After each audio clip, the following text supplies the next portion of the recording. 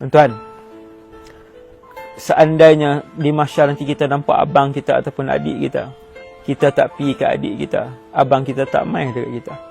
Wa ummihi wa abih. Bahkan kalau kita jumpa ayah kita, kita tak pi ke ayah kita. Ayah kita tak mai kat kita.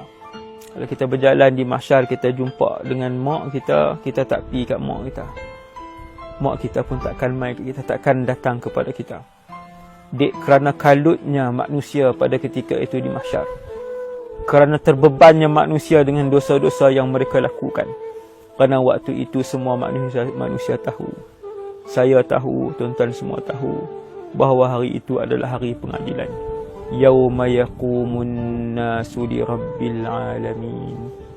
Pada hari itu setiap manusia akan dihadapkan kepada Allah Subhanahu wa taala untuk ditimbang apa sahaja yang dia lakukan, sama ada dia kafir ataupun tidak.